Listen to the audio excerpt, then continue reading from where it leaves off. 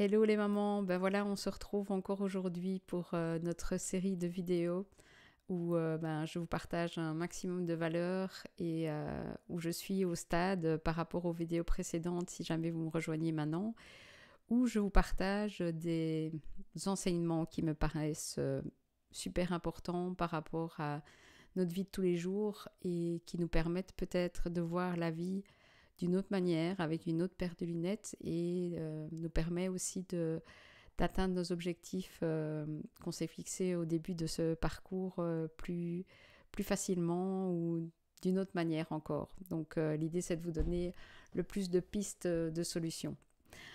Alors, je riais avant de commencer la vidéo parce que moi je tourne ces vidéos en série et donc j'ai les mêmes vêtements sur toutes les vidéos.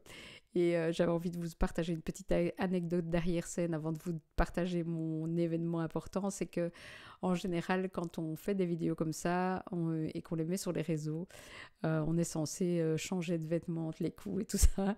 Et moi, franchement, j'ai flemme. Et donc, je me dis, tant pis, j'aurai les mêmes vêtements. Mais pour moi, c'est important de tourner toutes ces vidéos-là l'une à la suite de l'autre, même si je vous les partage, moi, à des moments différents, parce que ça me permet d'avoir une continuité et de vous donner une certaine continuité dans le raisonnement que je fais avec vous. Et donc, pour moi, c'est important de le faire comme ça. Donc, voilà. Voilà pour la petite anecdote d'arrière-scène avec moi. Lors de la vidéo précédente, je vous ai partagé quelque chose de vraiment important que je vous invite à aller voir si vous ne l'avez pas vu. Mais j'avais envie aussi de vous ramener à autre chose, qui est un sentiment que beaucoup de mamans, énormément de mamans, pour les accompagner, c'est vraiment énorme, c'est le sentiment de culpabilité.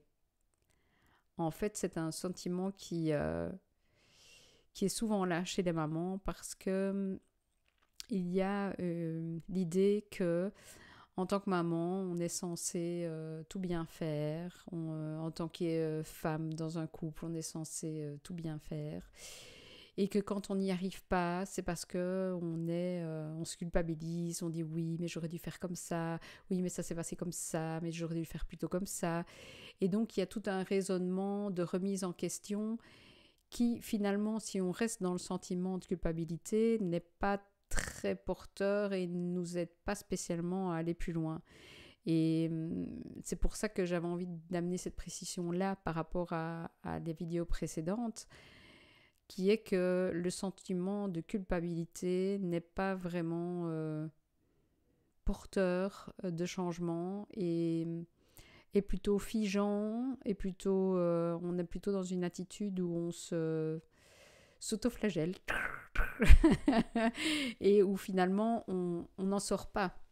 Si on reste dans cette boîte-là en disant oui mais j'ai mal fait et j'y arriverai jamais et je ne sais jamais faire les choses convenablement, c'est pas ça qui va vraiment nous aider.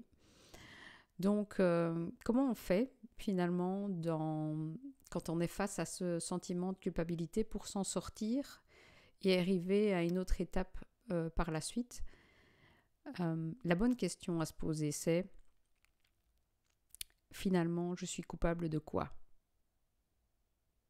Parce que c'est de ça qu'on parle. Et quand on pose cette question-là en tant que maman et par rapport à tout ce qu'on fait au quotidien et par rapport à toutes les tâches, on se rend bien vite compte que coupable de quoi? Voilà. Et la deuxième chose qui aide aussi quand on est dans ce sentiment de culpabilité, c'est de se dire, si j'avais ma meilleure amie qui venait vers moi et qui me disait écoute, j'ai fait ça, mais je m'en veux pour ceci, pour cela, on trouverait des mots très réconfortants pour notre amie. On lui dirait, mais oui, mais tu vois, t'as quand même ça à faire, c'est pas toujours évident, donc c'est normal qu'à un moment donné tu craques, tu peux pas toujours être parfaite, toi aussi t'as le droit d'être fatiguée, toi aussi t'as le droit d'un moment donné te poser, tu peux pas tout le temps être au taquet, tu ne peux pas toujours tout faire toute seule. On aurait ce genre de raisonnement qu'on partagerait avec notre amie. Donc repérez-le déjà quand vous êtes dans ce sentiment de culpabilité. où vous vous en voulez finalement, où vous vous jugez de ne pas avoir fait les choses comme ceci ou comme cela. Et donc, posez-vous la question, mais finalement, de quoi vraiment je suis coupable et que dirait ma meilleure amie? Qu'est-ce que je dirais à ma meilleure amie si elle venait avec ce genre de discours vis-à-vis d'elle? Donc voilà ce que je voulais vous partager aujourd'hui. On se retrouve bien sûr dans une prochaine vidéo où je continue à vous partager des choses qui me semblent super importantes à remettre en question et en tout cas à savoir. Et je vous souhaite une bonne soirée ou une bonne journée et je vous dis surtout, bonheur à vous.